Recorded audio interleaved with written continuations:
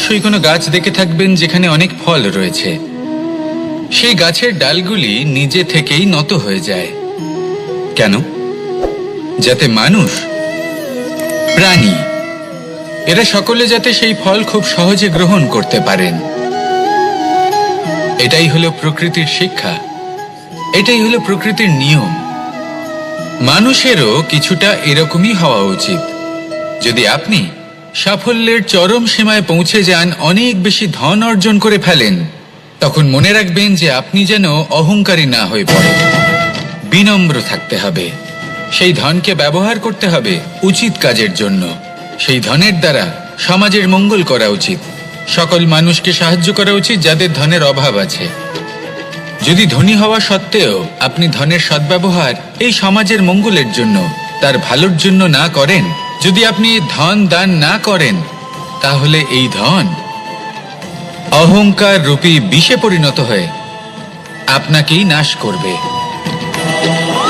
তাই ফলে ভরা গাছের মতো নত হয়ে থাকুন, বিনম্র হয়ে থাকুন। কখনো কখনো এমন সময় আসবে যখন আমাদের আপনজনের থেকে সাহায্য চাইতে হয়। আমরা সাহায্য চাই আর তারা সাহায্য করেও দেন, আমাদের সংকট থেকে মুক্তও করে দেন। কিন্তু যখন এই সময় বদলে যায়, যখন সুখের সময় আমাদের জীবনে আসে, তখন আমাদের মনে একটা অহংবোধ জেগে ওঠে। মনে হয় উপকার আবার কি? সেই ব্যক্তি সাহায্য করেছিলেন তাতে কি? উনি তো নিজের কর্তব্য পালন করছিলেন। সেই ব্যক্তি আমাদের ধন দিয়েছিলেন যখন প্রয়োজন ছিল, তো আমরা সেই ধন তো ফিরিয়ে দিয়েছি, উপকার কিসের? এই ভাবনা অনুচিত। যদি কোনো ব্যক্তি আপনাকে সাহায্য করে থাকে যখন কেউ করেনি, যখন আপনার সব থেকে বেশি প্রয়োজন ছিল, সেই সাহায্য অমূল্য, আর সেটা উপকারী বটে। যদি কেউ উপকার করেন, তাহলে বিনম্র চিত্তে ভালোবেসে আজীবন তার উপকারের প্রতি কৃতজ্ঞ থাকুন। কারণ সত্যি কথা বলতে এই সংসারে উপকার করার মতো ব্যক্তি খুব কম রয়েছেন, আর উপকারের কথা মনে রাখেন এমন কৃতজ্ঞ ব্যক্তি আরো কম। সেই জন্য জীবনে কৃতজ্ঞ থাকুন আর আমার সাথে ভালোবেসে বলুন, রাধা রাধা। এবার ধরুন আমাকে দ্বারকা থেকে হস্তিনাপুর যেতে হবে, আর পথে আমি প্রত্যেকটা এমন স্থানে দাঁড়াচ্ছি যেখানে আমার মন আপ্লুত করার মতো কোনো দৃশ্য দেখতে পাচ্ছি, বা কোনো ব্যক্তিকে দেখতে পাচ্ছি, বা কোনো প্রসঙ্গ দেখতে পাচ্ছি, বা কোনো নাটক দেখতে পাচ্ছি। তাহলে কি আমি কখনো হস্তিনাপুরে উচিত সময়ে পৌঁছতে পারবো? কখনোই নয়। মানুষকেও ঠিক এই কথাটাই মাথায় রাখতে হবে। মানুষ মনের মধ্যে একটা লক্ষ্য স্থির করেন, সেই পথে অগ্রসর হয়ে পড়েন। এবার সেই পথে এগোতে এগোতে অনেক মানুষজন, অনেক ঘটনা, অনেক সমস্যা চলে আসে, যার ফলে তার মন বিচলিত হয়ে পড়ে। যদি মন বিচলিত হয়ে যায়, তাহলে লক্ষ্যের প্রতি কিভাবে একাগ্রচিত্ত হবেন? সেই জন্য অত্যন্ত আবশ্যক যে আপনি সময়ের সদ্ব্যবহার করুন সেই পথে চলার জন্য। সেই পথে সামনে এগোতে থাকুন, চোখ থাকবে শুধু লক্ষ্যের দিকে। যখনই আপনি বুঝবেন যে আপনি লক্ষ্যভ্রষ্ট হচ্ছেন, আবার সেই পথে নিজেকে টেনে আনুন। ঠিক এইভাবেই এগোতে থাকুন, সাফল্যের শিখরে গিয়ে পৌঁছুন, আর সেখানে গিয়ে আনন্দের সাথে উচ্চ স্বরে বলুন, রাধা রাধা। এগুলো হলো নিম পাতা। যদি এগুলো চেখে দেখেন, তাহলে মুখ বিকৃত হবে। এগুলো কি তেতো খেতে, হে নারায়ণ! এর থেকে বেশি তিক্ত সংসারে আর কিছুই হতে পারে না। হয়তো আপনি এগুলো ফেলেও দেবেন।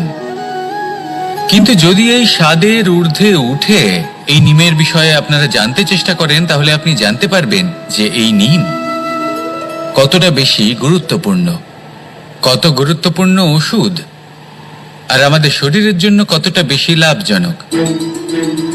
এই নিম, এর মধ্যে অনেক রোগের উপশম নিহিত রয়েছে।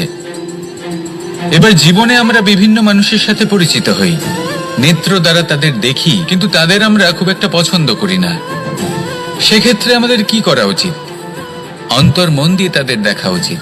ওনাদের রূপ রং নয়, ওনাদের ব্যবহার, ওনাদের গুণাবলী দেখা উচিত। কারণ হতে পারে ঠিক যেমন নিম পাতা বাস্তবে খুব তেতো কিন্তু আমাদের শরীরের পক্ষে লাভজনক, সেইভাবেই এইসব মানুষ যাদের দেখলে আমাদের ভালো লাগে না, যাদের রূপ রং আমাদের পছন্দ হয় না, হয়তো সেই মানুষগুলোই আমাদের জীবনকে পূর্ণরূপে পাল্টে দিতে পারেন। হতে পারে তাদের মধ্যে এমন ক্ষমতা রয়েছে, আমাদের সুখ, শান্তি, প্রেরণা প্রদান করতে পারেন, আমাদের দুঃখ হরণ করতে পারেন, আমাদের পথ দেখাতে পারেন। সেই জন্য যখনই কোনো ব্যক্তিকে দেখবেন, চর্মচক্ষু নয় অন্তর্মন দিয়ে দেখবেন, রূপ রং নয় গুণাবলী দেখবেন, মানুষকে আরো ভালোভাবে বুঝতে পারবেন, আর এই মন প্রসন্ন হয়ে বলবে, রাধা। আমি দ্বারকাধীশ এবং আমার সভাতে বিভিন্ন সময় বিভিন্ন ধরনের মানুষ আসেন, নিজেদের দাবি নিয়ে, নিজেদের ইচ্ছে নিয়ে। কখনো কেউ ভোজন চান, আবার কখনো কেউ ওষুধ, কখনো কেউ বস্তু চান, কেউ আবার চান বস্ত্র, কারোর জ্ঞান চাই, কারোর ধন চাই, আবার কারোর বাসস্থান। অনেক সময় আমি এই অনুরোধ, এই ইচ্ছে পূর্ণ করি না। এবার আপনি এটা ভাবতেই পারেন যে কৃষ্ণ তো তাহলে লোভী, ওর কাছে তো সবকিছুই রয়েছে, তারপরেও সে নিজের প্রজার ইচ্ছে পূর্ণ করে না, তাদের সমস্যাগুলি বুঝতে পারে না, তাদের সুখ স্বাচ্ছন্দ্য প্রদান করে না। আসল সত্য হলো এটাই যে কোনো সবল ব্যক্তি, যে কোনো গৃহস্থ ব্যক্তি যে কাজ করতে সক্ষম, তার পরিশ্রম দ্বারাই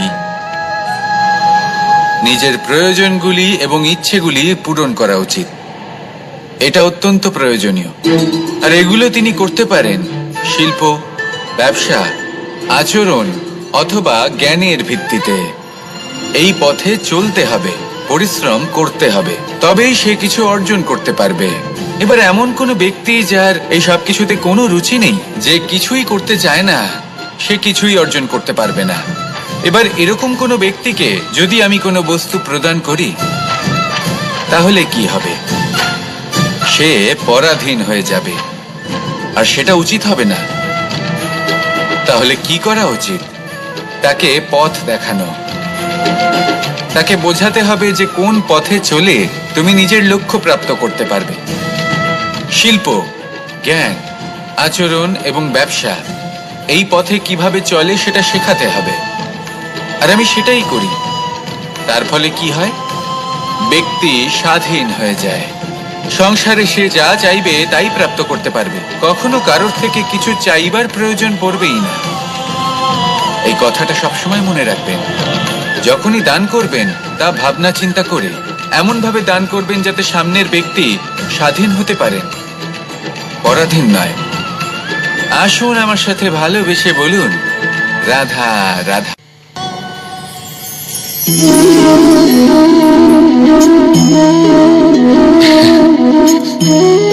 ঘুমের মধ্যে আমরা বিভিন্ন ধরনের স্বপ্ন দেখি, কিছু সুখের, কিছু দুঃখের, কিছু অত্যন্ত ভয়ানক। কিন্তু সত্যি কথা বলতে এর উপর আমাদের কোনো নিয়ন্ত্রণ নেই। কিন্তু আমি এমনও কিছু ব্যক্তিকে দেখেছি যারা খোলা চোখে স্বপ্ন দেখেন এবং তা যাপন করেন। নিজেদের একটা আলাদা স্বপ্নের নগরী আছে ওনাদের, সেখানেই জীবন যাপন করেন। আসল বাস্তবটা কি তাতে ওনাদের কিছুই যায় আসে না। এমন কিছু মানুষ আছেন যাদের কাছে বিন্দুমাত্র জ্ঞান নেই, সে না হয় ঠিক আছে, কিন্তু জ্ঞান এমন ভাবে প্রদান করবেন যে মনে হবে সংসারের সমস্ত জ্ঞান তাদের কাছেই রয়েছে। এমন কিছু মানুষ আছেন যারা ভালোবাসতে জানেন না, আর তাও আমি মেনে নিলাম, কিন্তু কথা এমন ভাবে বলবেন তাতে মনে হবে যেন প্রেমের বিষয়ে সবকিছু শুধুমাত্র ইনিই জানেন। এবার আমি এমন কথা অবশ্যই বলছি না যে আপনি এরকম করেন, কিন্তু যদি কোনো ব্যক্তি এরকম করেন তাহলে তার এটা মাথায় রাখা উচিত যে সেই ব্যক্তি অন্য কারোর সাথে নয়, নিজের সাথে অনুচিত করছেন।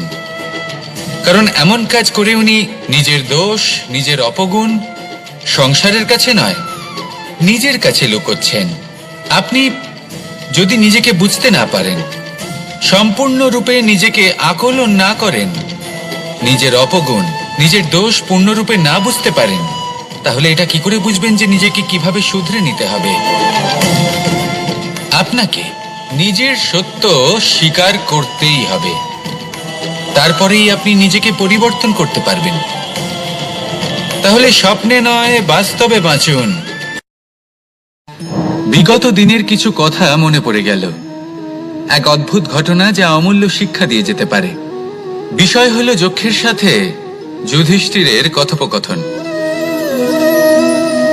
একবার যক্ষ যুধিষ্ঠিরকে জিজ্ঞেস করলেন, ওনাকে বললেন যে আমার কিছু প্রশ্নের উত্তর যদি আপনি দিতে পারেন তাহলে আমি আপনার বাকি ভ্রাতাগণকে আবার জীবিত করে তুলব। সেগুলোর মধ্যে খুব গুরুত্বপূর্ণ আর কঠিন একটা প্রশ্ন ছিল, এই সংসারের সব থেকে শ্রেষ্ঠ আশ্চর্য কোনটি? এই প্রশ্ন আমি আপনাকে জিজ্ঞেস করছি। এবার কেউ বলবেন স্বর্ণ দ্বারা নির্মিত লঙ্কা, এটি হলো সংসারের সব থেকে বড় আশ্চর্য। কেউ বলবেন বরফে ঢাকা সেই পর্বত যা আকাশ স্পর্শ করে। কেউ বলবেন সেই সমুদ্র যার গভীরতা মাপা অসম্ভব ব্যাপার। কেউ বলবেন সেই বায়ু যা আমরা দেখতে পাই না কিন্তু তা আমাদের জীবন দান করে। সংসারের সব থেকে বড় আশ্চর্য কি, সেই প্রশ্নের উত্তর যুধিষ্ঠির দিয়েছিলেন, আর তা ছিল শ্রেষ্ঠ উত্তর এবং উচিত। উনি বলেছিলেন যে সংসারে প্রতিদিন কোনো ব্যক্তি জন্ম লাভ করেন আর কোনো ব্যক্তি মৃত্যুও লাভ করেন। এবার এই কথাটা সবাই জানেন, সবাই বোঝেন যে যখন জন্মেছি তখন কোনো একদিন আমিও অবশ্যই মৃত্যু লাভ করব। এবার যখন এই কথা প্রত্যেকটা মানুষ জানেন, তখন কেন প্রত্যেক মানুষ এই চিন্তায় থাকেন, এই নিয়ে কষ্ট পান, এই নিয়ে ব্যাকুল হয়ে থাকেন যে উনি একদিন মৃত্যু লাভ করবেন, তার থেকে দূরে পালাতে চেষ্টা করেন? বলেন যে আমি মৃত্যু লাভ করতে চাই না। কেন? যেখানে কোনো না কোনো দিন এটা অবশ্যই হবে। এ হলো ব্রহ্ম সত্য। এই যে ব্যাকুলতা, এই ভয়, এই যন্ত্রণা, এই চিন্তা তার মনকে বাঁচতেই দেয় না, এই জীবন অনুভবই করতে দেয় না। সেই জন্য এই চিন্তা, ব্যাকুলতা, ভয় এসবের কি লাভ? কোনো লাভ নেই। সেই জন্য যতক্ষণ জীবনযাপন করছেন প্রত্যেক মুহূর্ত যেন শ্রেষ্ঠ হয়, আনন্দময় হয়, প্রেমের দ্বারা পরিপূর্ণ হয়, সেই চেষ্টা করুন।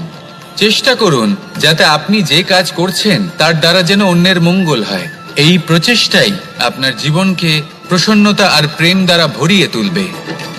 এই মন সুপ্রসন্ন হয়ে বলবে রাধা রাধা। এবার যদি আপনাকে জিজ্ঞেস করা হয় যে সব থেকে বেশি শক্তির অনুভব কোথা থেকে করা সম্ভব, তখন কেউ কেউ বলবেন পুষ্টিকর আহার গ্রহণ করলে, ব্যায়াম করলে, কেউ বলবেন ধন লাভ করলে, বন্ধুদের থেকে, পরিবারের থেকে, আদি ইত্যাদি।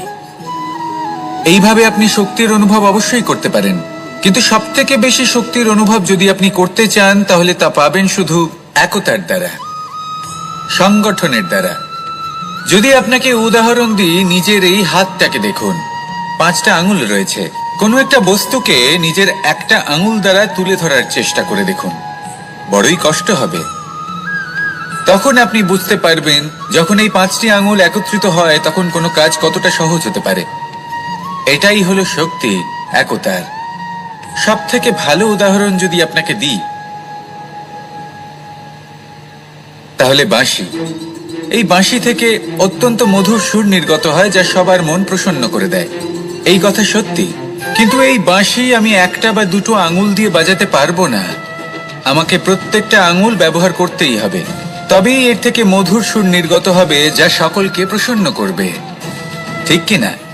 ঠিক এইভাবেই যদি আপনি চান যে আপনার জীবনরূপী বাঁশি থেকেও মধুর সুর নির্গত হোক বা সবার মনকে প্রসন্ন করে তুলুক, তাহলে আপনাকেও জীবনে একতা নিয়ে আসতেই হবে। আপনি একাও কর্ম করতে পারেন, পথ চলতেও পারেন, সামনেও এগোতে পারেন, সাফল্যও লাভ করতে পারেন। কিন্তু যখন সকলে একসাথে এগোবেন, সেই পথে চলবেন, সেই কর্মই করবেন, তখন লক্ষ্যে অবশ্যই পৌঁছবেন, সাফল্য অবশ্যই লাভ করবেন। কিন্তু সেই সাফল্য এবং তার আনন্দের সংমিশ্রণটাই একটু অন্যরকম হবে। তাই জীবনে ঐক্যবদ্ধ হন, একসাথে মিলে এগোতে থাকুন, আর আমার সাথে ভালোবেসে বলুন রাধা রাধা। 2 ধরনের আবেগ রয়েছে যার কোনো মূল্য নেই। আমার কথার অর্থ এটা নয় যে এদের কোনো গুরুত্ব নেই, গুরুত্ব যথেষ্টই রয়েছে, শুধু এদের জন্য আপনাকে কোনো মূল্য দিতে হয় না। প্রথম আবেগ হলো আনন্দ, প্রসন্নতা। এটা আপনি যে কোনো জায়গায় খুঁজে পেতে পারেন যদি আপনি খুঁজে পেতে চান। আপনি কোনো পুষ্পের সৌন্দর্য দেখে প্রসন্ন হতে পারেন। বায়ুর কারণে যখন একটি বৃক্ষ শিহরিত হয় সেটা দেখে আপনি প্রসন্ন হতে পারেন। একটা ছোট্ট শিশুর কলরব শুনেও আপনি প্রসন্ন হতে পারেন। একটা ক্রন্দনরত বালককে হাসিয়ে আপনি প্রসন্ন হতে পারেন। সবকিছু আপনার উপর নির্ভরশীল। সেখানে আরেকটি আবেগ হলো দুশ্চিন্তা। মানুষ বড়ই দুশ্চিন্তা করতে থাকে। আজ আমি এই কাজ করেছি, সেই বিষয়ে চিন্তা। আজ আমি এই কাজ করতে পারিনি, সেই বিষয়ে চিন্তা। কাল আমাকে এই কাজ করতে হবে, সেই নিয়ে চিন্তা। আমি কি সেই কাজটা করতে পারবো, সেই বিষয়ে দুশ্চিন্তা। চিন্তা সর্বত্র রয়েছে, যার জন্য মূল্য দিতে হয় না। যত চান আপনি একত্রিত করতে পারেন। একটা গুরুত্বপূর্ণ কথা মনে রাখবেন, প্রসন্নতা জীবনের একটা নতুন সূত্রপাত। সেখানে দুশ্চিন্তা হলো জীবনের চিতার সমান। এবার এই দুটি আবেগ হলো মূল্যহীন, দুটোই আপনার সামনে আছে। কোনটা চয়ন করবেন আপনি, দুশ্চিন্তা নাকি প্রসন্নতা? সিদ্ধান্ত। আপনি অবশ্যই কোনো গাছ দেখে থাকবেন যেখানে অনেক ফল রয়েছে। সেই গাছের ডালগুলি নিজে থেকেই নত হয়ে যায়। কেন? যাতে মানুষ, প্রাণী, এরা সকলে যাতে সেই ফল খুব সহজে গ্রহণ করতে পারেন। এটাই হলো প্রকৃতির শিক্ষা, এটাই হলো প্রকৃতির নিয়ম। মানুষেরও কিছুটা এরকমই হওয়া উচিত। যদি আপনি সাফল্যের চরম সীমায় পৌঁছে যান, অনেক বেশি ধন অর্জন করে ফেলেন, তখন মনে রাখবেন যে আপনি যেন অহংকারী না হয়ে পড়েন। বিনম্র থাকতে হবে। সেই ধনকে ব্যবহার করতে হবে উচিত কাজের জন্য। সেই ধনের দ্বারা সমাজের মঙ্গল করা উচিত। সকল মানুষকে সাহায্য করা উচিত যাদের ধনের অভাব আছে। যদি ধনী হওয়া সত্ত্বেও আপনি ধনের সদ্ব্যবহার এই সমাজের মঙ্গলের জন্য, তার ভালোর জন্য না করেন, যদি আপনি ধন দান না করেন, তাহলে এই ধন অহংকার রূপী বিষে পরিণত হয়ে আপনাকেই নাশ করবে। তাই ফলে ভরা গাছের মতো নত হয়ে থাকুন, বিনম্র হয়ে থাকুন। কখনো কখনো এমন সময় আসবে যখন আমাদের আপনজনের থেকে সাহায্য চাইতে হয়। আমরা সাহায্য চাই আর তারা সাহায্য করেও দেন, আমাদের সংকট থেকে মুক্তও করে দেন। কিন্তু যখন এই সময় বদলে যায়, যখন সুখের সময় আমাদের জীবনে আসে, তখন আমাদের মনে একটা অহংবোধ জেগে ওঠে। মনে হয় উপকার আবার কি, সেই ব্যক্তি সাহায্য করেছিলেন তাতে কি, উনি তো নিজের কর্তব্য পালন করছিলেন। সেই ব্যক্তি আমাদের ধন দিয়েছিলেন যখন প্রয়োজন ছিল, তো আমরা সেই ধন তো ফিরিয়ে দিয়েছি, উপকার কিসের? এই ভাবনা অনুচিত। যদি কোনো ব্যক্তি আপনাকে সাহায্য করে থাকে যখন কেউ করেনি, যখন আপনার সবথেকে বেশি প্রয়োজন ছিল, সেই সাহায্য অমূল্য, আর সেটা উপকারী বটে। যদি কেউ উপকার করেন, তাহলে বিনম্র চিত্তে ভালোবেসে আজীবন তার উপকারের প্রতি কৃতজ্ঞ থাকুন। কারণ সত্যি কথা বলতে এই সংসারে উপকার করার মতো ব্যক্তি খুব কম রয়েছেন, আর উপকারের কথা মনে রাখেন এমন কৃতজ্ঞ ব্যক্তি আরো কম। সেই জন্য জীবনে কৃতজ্ঞ থাকুন আর আমার সাথে ভালোবেসে বলুন, রাধা রাধা। এবার ধরুন আমাকে দ্বারকা থেকে হস্তিনাপুর যেতে হবে, আর পথে আমি প্রত্যেকটা এমন স্থানে দাঁড়াচ্ছি যেখানে আমার মন আপ্লুত করার মতো কোনো দৃশ্য দেখতে পাচ্ছি, বা কোনো ব্যক্তিকে দেখতে পাচ্ছি, বা কোনো প্রসঙ্গ দেখতে পাচ্ছি, বা কোনো নাটক দেখতে পাচ্ছি। তাহলে কি আমি কখনো হস্তিনাপুরে উচিত সময়ে পৌঁছতে পারবো? কখনোই নয়। মানুষকেও ঠিক এই কথাটাই মাথায় রাখতে হবে। মানুষ মনের মধ্যে একটা লক্ষ্য স্থির করেন, সেই পথে অগ্রসর হয়ে পড়েন। এবার সেই পথে এগোতে এগোতে অনেক মানুষজন, অনেক ঘটনা, অনেক সমস্যা চলে আসে, যার ফলে তার মন বিচলিত হয়ে পড়ে। যদি মন বিচলিত হয়ে যায়, তাহলে লক্ষ্যের প্রতি কিভাবে একাগ্রচিত্ত হবেন? সেই জন্য অত্যন্ত আবশ্যক যে আপনি সময়ের সদ্ব্যবহার করুন সেই পথে চলার জন্য। সেই পথে সামনে এগোতে থাকুন, চোখ থাকবে শুধু লক্ষ্যের দিকে। যখনই আপনি বুঝবেন যে আপনি লক্ষ্যভ্রষ্ট হচ্ছেন, আবার সেই পথে নিজেকে টেনে আনুন। ঠিক এইভাবেই এগোতে থাকুন, সাফল্যের শিখরে গিয়ে পৌঁছন, আর সেখানে গিয়ে আনন্দের সাথে উচ্চ স্বরে বলুন, রাধা রাধা। এগুলো হলো নিম পাতা। যদি এগুলো চেখে দেখেন তাহলে মুখ বিকৃত হবে। এগুলো কি তেতো খেতে, হে নারায়ণ! এর থেকে বেশি তিক্ত সংসারে আর কিছুই হতে পারে না। হয়তো আপনি এগুলো ফেলেও দেবেন, কিন্তু যদি এই স্বাদের ঊর্ধ্বে উঠে এই নিমের বিষয়ে আপনারা জানতে চেষ্টা করেন, তাহলে আপনি জানতে পারবেন যে এই নিম কতটা বেশি গুরুত্বপূর্ণ, কত গুরুত্বপূর্ণ ওষুধ, আর আমাদের শরীরের জন্য কতটা বেশি লাভজনক। এই নিম এর মধ্যে অনেক রোগের উপশম নিহিত রয়েছে। এবার জীবনে আমরা বিভিন্ন মানুষের সাথে পরিচিত হই, নেত্র দ্বারা তাদের দেখি, কিন্তু তাদের আমরা খুব একটা পছন্দ করি না। সেক্ষেত্রে আমাদের কি করা উচিত? অন্তর মন দিয়ে তাদের দেখা উচিত। ওনাদের রূপ রং নয়, ওনাদের ব্যবহার, ওনাদের গুণাবলী দেখা উচিত। কারণ হতে পারে ঠিক যেমন নিম পাতা বাস্তবে খুব তেতো কিন্তু আমাদের শরীরের পক্ষে লাভজনক, সেইভাবেই এইসব মানুষ যাদের দেখলে আমাদের ভালো লাগে না, যাদের রূপ রং আমাদের পছন্দ হয় না, হয়তো সেই মানুষগুলোই আমাদের জীবনকে পূর্ণরূপে পাল্টে দিতে পারেন। হতে পারে তাদের মধ্যে এমন ক্ষমতা রয়েছে, আমাদের সুখ, শান্তি, প্রেরণা প্রদান করতে পারেন, আমাদের দুঃখ হরণ করতে পারেন, আমাদের পথ দেখাতে পারেন। সেই জন্য যখনই কোনো ব্যক্তিকে দেখবেন, চর্মচক্ষু নয় অন্তর্মন দিয়ে দেখবেন, রূপ রং নয় গুণাবলী দেখবেন, মানুষকে আরো ভালোভাবে বুঝতে পারবেন, আর এই মন প্রসন্ন হয়ে বলবে রাধা। আমি দ্বারকাধীশ এবং আমার সভাতে বিভিন্ন সময় বিভিন্ন ধরনের মানুষ আসেন, নিজেদের দাবি নিয়ে, নিজেদের ইচ্ছে নিয়ে। কখনো কেউ ভোজন চান, আবার কখনো কেউ ওষুধ, কখনো কেউ বস্তু চান, কেউ আবার চান বস্ত্র, কারোর জ্ঞান চাই, কারোর ধন চাই, আবার কারোর বাসস্থান। অনেক সময় আমি এই অনুরোধ, এই ইচ্ছে পূর্ণ করি না।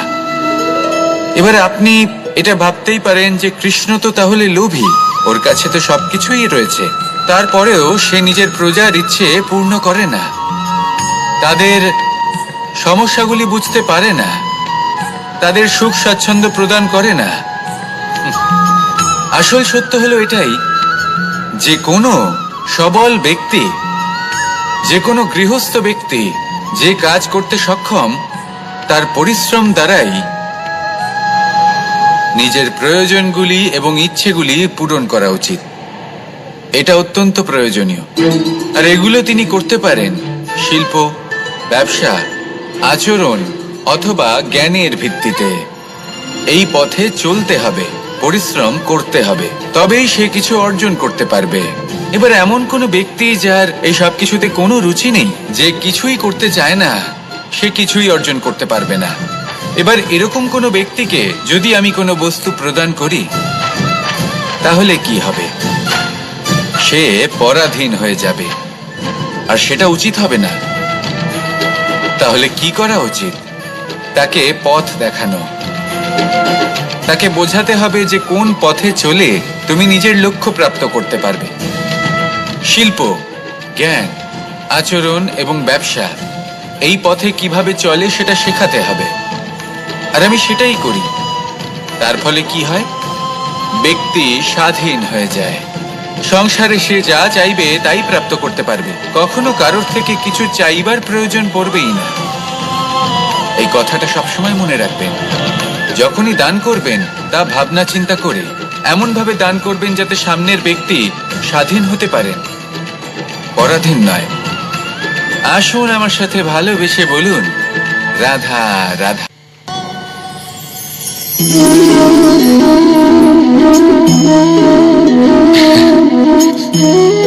ঘুমের মধ্যে আমরা বিভিন্ন ধরনের স্বপ্ন দেখি, কিছু সুখের, কিছু দুঃখের, কিছু অত্যন্ত ভয়ানক। কিন্তু সত্যি কথা বলতে এর উপর আমাদের কোনো নিয়ন্ত্রণ নেই। কিন্তু আমি এমনও কিছু ব্যক্তিকে দেখেছি যারা খোলা চোখে স্বপ্ন দেখেন এবং তা যাপন করেন। নিজেদের একটা আলাদা স্বপ্ন নগরী আছে ওনাদের, সেখানেই জীবন যাপন করেন। আসল বাস্তবটা কি তাতে ওনাদের কিছুই যায় আসে না। এমন কিছু মানুষ আছেন যাদের কাছে বিন্দুমাত্র জ্ঞান নেই। সে না হয় ঠিক আছে, কিন্তু জ্ঞান এমন ভাবে প্রদান করবেন যে মনে হবে সংসারের সমস্ত জ্ঞান তাদের কাছেই রয়েছে। এমন কিছু মানুষ আছেন যারা ভালোবাসতে জানেন না, আর তাও আমি মেনে নিলাম। কিন্তু কথা এমন ভাবে বলবেন তাতে মনে হবে যেন প্রেমের বিষয়ে সবকিছু শুধুমাত্র ইনিই জানেন। এবার আমি এমন কথা অবশ্যই বলছি না যে আপনি এরকম করেন, কিন্তু যদি কোনো ব্যক্তি এরকম করেন তাহলে তার এটা মাথায় রাখা উচিত যে সেই ব্যক্তি অন্য কারোর সাথে নয়, নিজের সাথে অনুচিত করছেন। কারণ এমন কাজ করে উনি নিজের দোষ, নিজের অপগুণ সংসারের কাছে নয়, নিজের কাছে লুকোচ্ছেন। আপনি যদি নিজেকে বুঝতে না পারেন, সম্পূর্ণরূপে নিজেকে আকলন না করেন, নিজের অপগুণ, নিজের দোষ পূর্ণরূপে না বুঝতে পারেন, তাহলে এটা কি করে বুঝবেন যে নিজেকে কিভাবে শুধরে নিতে হবে? আপনাকে নিজের সত্য স্বীকার করতেই হবে, তারপরেই আপনি নিজেকে পরিবর্তন করতে পারবেন। তাহলে স্বপ্নে নয়, বাস্তবে বাঁচুন। বিগত দিনের কিছু কথা মনে পড়ে গেল, এক অদ্ভুত ঘটনা যা অমূল্য শিক্ষা দিয়ে যেতে পারে। বিষয় হলো যক্ষের সাথে যুধিষ্ঠিরের কথোপকথন। একবার যক্ষ যুধিষ্ঠিরকে জিজ্ঞেস করলেন, ওনাকে বললেন যে আমার কিছু প্রশ্নের উত্তর যদি আপনি দিতে পারেন তাহলে আমি আপনার বাকি ভ্রাতাগণকে আবার জীবিত করে তুলব। সেগুলোর মধ্যে খুব গুরুত্বপূর্ণ আর কঠিন একটা প্রশ্ন ছিল, এই সংসারে সব থেকে শ্রেষ্ঠ আশ্চর্য কোনটি? এই প্রশ্ন আমি আপনাকে জিজ্ঞেস করছি। এবার কেউ বলবেন স্বর্ণ দ্বারা নির্মিত লঙ্কা, এটি হলো সংসারের সব থেকে বড় আশ্চর্য। কেউ বলবেন বরফে ঢাকা সেই পর্বত যা আকাশ স্পর্শ করে। কেউ বলবেন সেই সমুদ্র যার গভীরতা মাপা অসম্ভব ব্যাপার। কেউ বলবেন সেই বায়ু যা আমরা দেখতে পাই না, কিন্তু তা আমাদের জীবন দান করে। সংসারের সব থেকে বড় আশ্চর্য কি, সেই প্রশ্নের উত্তর যুধিষ্ঠির দিয়েছিলেন, আর তা ছিল শ্রেষ্ঠ উত্তর এবং উচিত। উনি বলেছিলেন যে সংসারে প্রতিদিন কোনো ব্যক্তি জন্ম লাভ করেন আর কোনো ব্যক্তি মৃত্যুও লাভ করেন। এবার এই কথাটা সবাই জানেন, সবাই বোঝেন যে যখন জন্মেছি তখন কোনো একদিন আমিও অবশ্যই মৃত্যু লাভ করব। এবার যখন এই কথা প্রত্যেকটা মানুষ জানেন, তখন কেন প্রত্যেক মানুষ এই চিন্তায় থাকেন, এই নিয়ে কষ্ট পান, এই নিয়ে ব্যাকুল হয়ে থাকেন যে উনি একদিন মৃত্যু লাভ করবেন, তার থেকে দূরে পালাতে চেষ্টা করেন? বলেন যে আমি মৃত্যু লাভ করতে চাই না। কেন? যেখানে কোনো না কোনো দিন এটা অবশ্যই হবে। এ হলো ব্রহ্ম সত্য।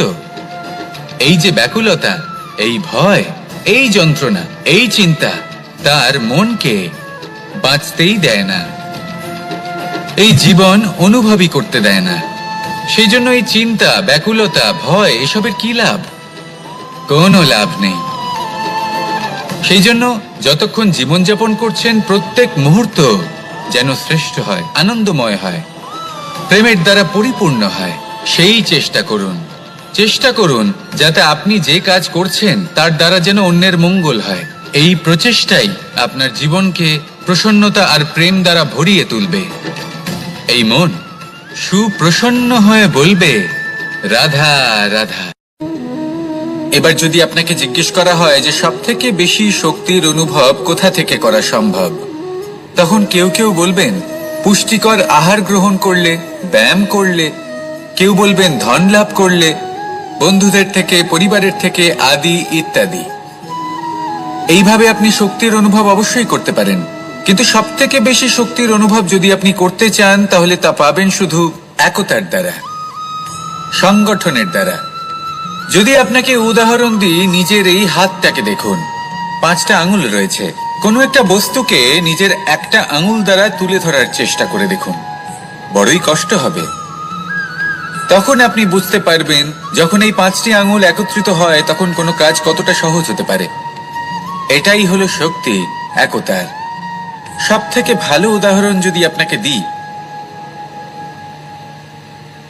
তাহলে বাঁশি। এই বাঁশি থেকে অত্যন্ত মধুর সুর নির্গত হয় যা সবার মন প্রসন্ন করে দেয়। এই কথা সত্যি। কিন্তু এই বাঁশি আমি একটা বা দুটো আঙুল দিয়ে বাজাতে পারবো না, আমাকে প্রত্যেকটা আঙুল ব্যবহার করতেই হবে। তবেই এর থেকে মধুর সুর নির্গত হবে যা সকলকে প্রসন্ন করবে, ঠিক কিনা? ঠিক এইভাবেই যদি আপনি চান যে আপনার জীবনরূপী বাঁশি থেকেও মধুর সুর নির্গত হোক বা সবার মনকে প্রসন্ন করে তুলুক, তাহলে আপনাকেও জীবনে একতা নিয়ে আসতেই হবে। আপনি একাও কর্ম করতে পারেন, পথ চলতেও পারেন, সামনেও এগোতে পারেন, সাফল্যও লাভ করতে পারেন। কিন্তু যখন সকলে একসাথে এগোবেন, সেই পথে চলবেন, সেই কর্মই করবেন, তখন লক্ষ্যে অবশ্যই পৌঁছবেন, সাফল্য অবশ্যই লাভ করবেন। কিন্তু সেই সাফল্য এবং তার আনন্দর সংমিশ্রণটাই একটু অন্যরকম হবে। তাই জীবনে ঐক্যবদ্ধ হন, একসাথে মিলে এগোতে থাকুন, আর আমার সাথে ভালোবেসে বলুন, রাধা রাধা। দুই ধরনের আবেগ রয়েছে যার কোনো মূল্য নেই।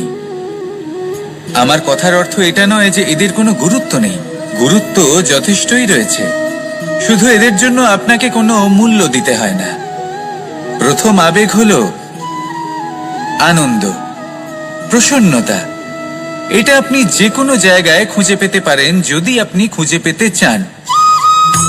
আপনি কোনো পুষ্পের সৌন্দর্য দেখে প্রসন্ন হতে পারেন, বায়ুর কারণে যখন একটি বৃক্ষ শিহরিত হয় সেটা দেখে আপনি প্রসন্ন হতে পারেন, একটা ছোট্ট শিশুর কলরব শুনেও আপনি প্রসন্ন হতে পারেন, একটা ক্রন্দনরত বালককে হাসিয়ে আপনি প্রসন্ন হতে পারেন।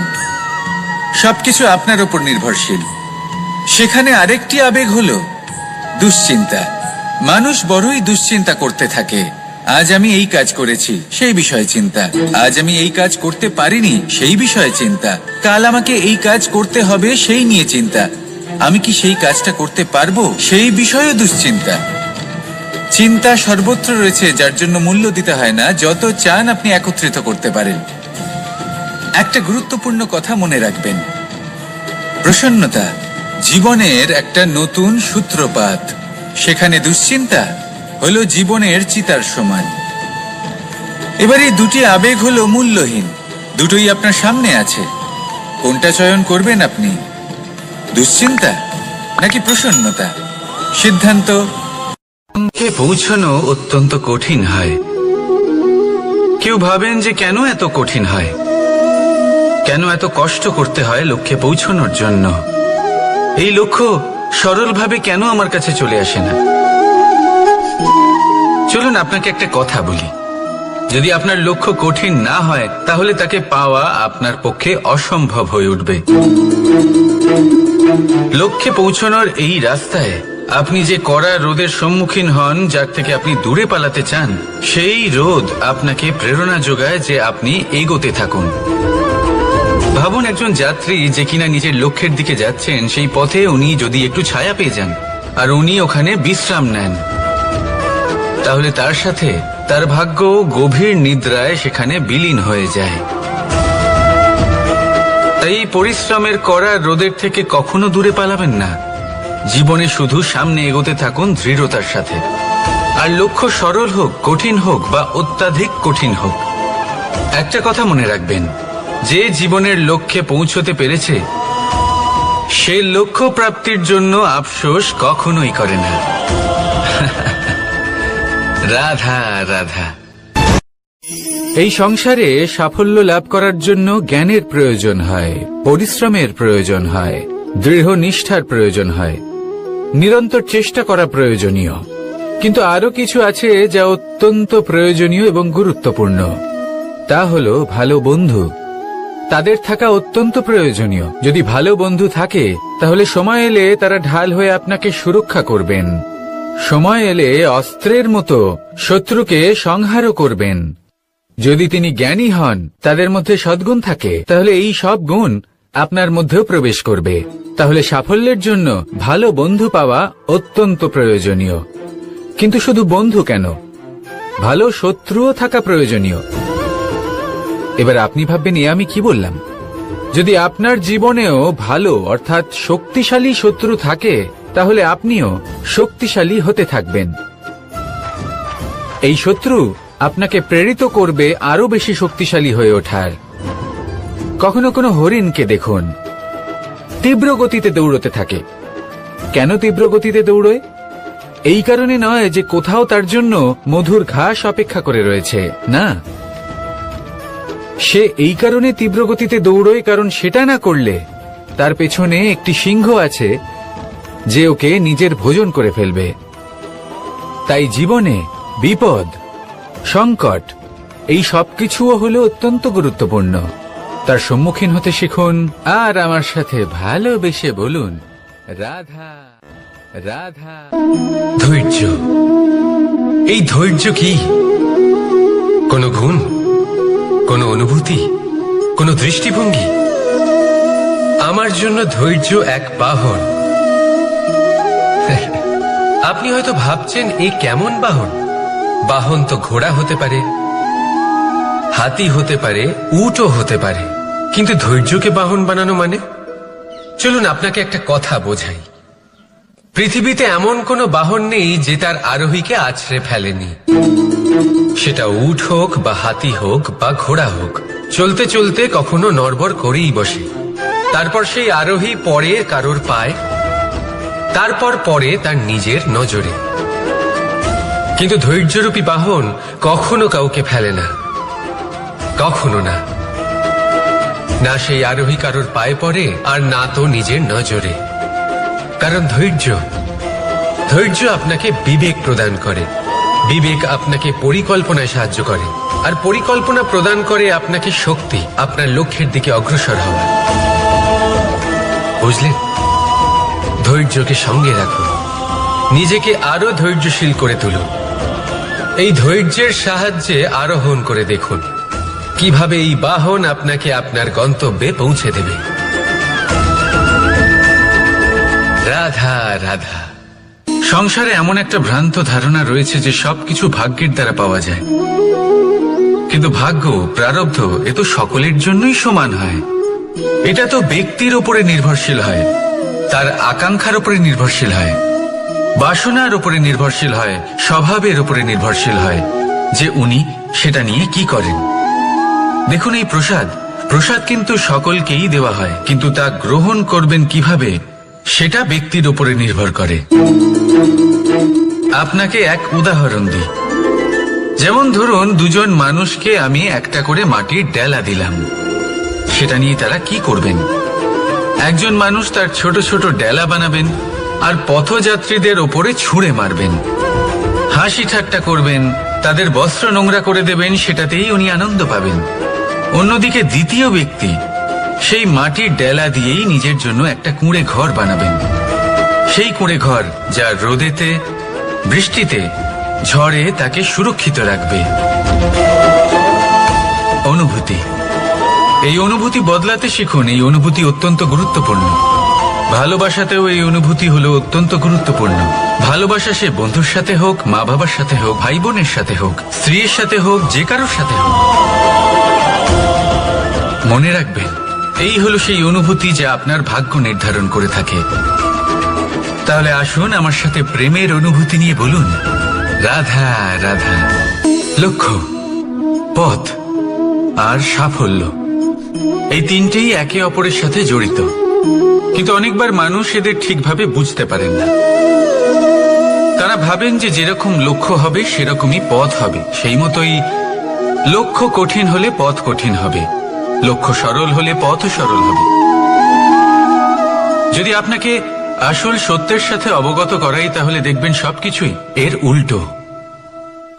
লক্ষ্য নিজের পথ বানায় না, পথ সেটাই যেটা আপনি স্বয়ং নির্বাচন করে আপনি নিজে বানান। সেই অনুসারেই আপনি আপনার লক্ষ্যে পৌঁছতে পারবেন। সেই জন্য জীবনে যখনই লক্ষ্যে পৌঁছানোর পথের বিষয়ে আপনি কোনো সিদ্ধান্ত নেবেন, তাহলে তা ভেবে চিন্তে নেবেন, কারণ এই পথ অত্যন্ত গুরুত্বপূর্ণ। পথ যদি শুভ হয়, তাহলে লক্ষ্য আপনা থেকেই শুভ হয়ে যায়। তাহলে আসুন আমার সাথে ভালোবেসে বলুন, রাধা রাধা। ভাগ্য আর কর্ম, এই দুই এমন শব্দ যাকে ঘিরে সমগ্র সংসার। কেউ বলে আমার ভাগ্যে এটা ছিল না, যা পেলে আমার জীবন অন্যরকম হতো। কেউ বলে আমার গত জন্মের কর্ম নিশ্চয়ই এমন ছিল, যে কারণে এই জন্মে এরকম ভাগ্য পেয়েছি আমি। এই সব বাদ দিন আর একবার শান্ত চিত্তে ভাবুন।